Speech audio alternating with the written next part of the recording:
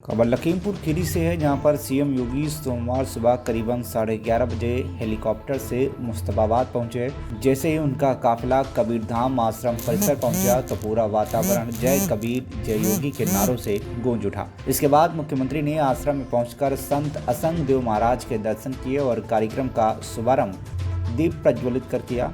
इसके साथ ही कार्यक्रम में आए हुए लोगों को संबोधित करते हुए मुख्यमंत्री ने कहा कि देश की पहचान खो चुकी थी, लेकिन 2014 में नरेंद्र मोदी के प्रधानमंत्री बनने के बाद भारत ने न केवल अपनी पहचान वापस पाई बल्कि वैश्विक स्तर पर नई ऊंचाइयां हासिल की है। आज भारत दुनिया की तीसरी सबसे बड़ी अर्थव्यवस्था बनने की ओर अग्रसर है। आने वाले समय में अमेरिका, चीन और भारत ही विश्व की शीर्ष 3 अर्थव्यवस्थाएं होंगी। जनता के लिए अनेक कल्याणकारी योजनाओं को लेकर उन्होंने कहा कि प्रधानमंत्री मोदी के नेतृत्व में भारत योजना का लाभ आज 50 करोड़ से अधिक लोग उठा रहे हैं। उज्ज्वला योजना के माध्यम से रसोई गैस हर घर तक पहुंच रही है। शौचालय निर्माण में महिलाओं का सम्मान बढ़ा है। राशन व्यवस्था में भी पारदर्शिता आई है।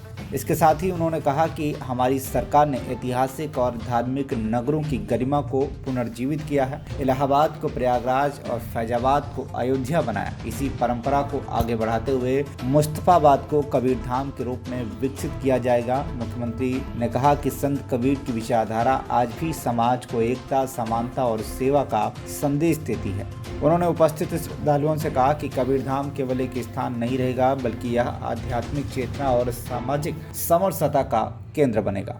दिखाती है कि हम जब भी प्रयास करेंगे उसके परिणाम आएंगे।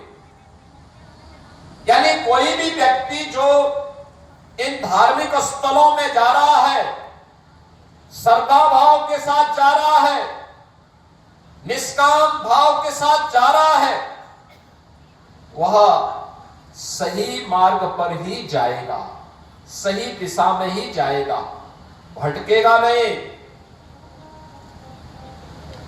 किसी विदेशी ताकत के द्वारा उसको खरीद फरोख्त नहीं किया जा सकता।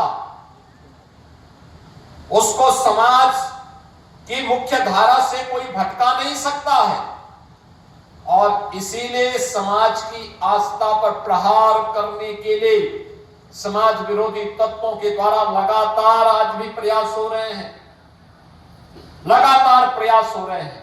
एक बांटने की साजिश, जाति आधार पर समाज को विभाजित करने की साजिश, लगातार प्रहार हो रहे हैं और दूसरी ओर आस्था पर प्रहार। आप देख रहे होंगे लगातार कुछ न कुछ ऐसी टिप्पणी जो भारत की सनातन आस्था को आहत करती हो, भारत और भारतीयता को अपमानित करती हो। इस प्रकार की साजिशें लगातार हो रही हैं, लेकिन हम सबको चाहिए कि सबसे पहले अपनी कमियों को हम दूर करें। बीमारी अगर कहीं पे है, समय रहते उसका उपचार होना चाहिए। ये बीमारी इससे पहले कैंसर बने और असाध्य हो, हमें उसको पहले स्टेज में ही पूरी तरह रोकना चाहिए, उसका उपचार करना चाहिए।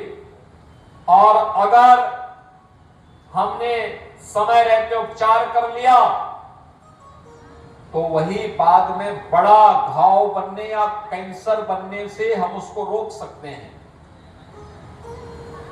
जो विसंगतियां हैं लंबे समय तक, लाखों वर्षों का जिस समाज का इतिहास रहा हो, स्वाभाविक रूप से उसके साथ समय के अनुरूप बहुत सारी अच्छाई के साथ साथ कुछ बुराइयां भी आ गई होंगी। उन बुराइयों को हमें समय समय पर संतों की वाणी के माध्यम से, परिमार्जन का मार्ग भी हमें उसके माध्यम से निकालना है, उसका समाधान का रास्ता निकालना है। लखीमपुर खीरी से अनूप वर्मा की रिपोर्ट, TV1 इंडिया न्यूज।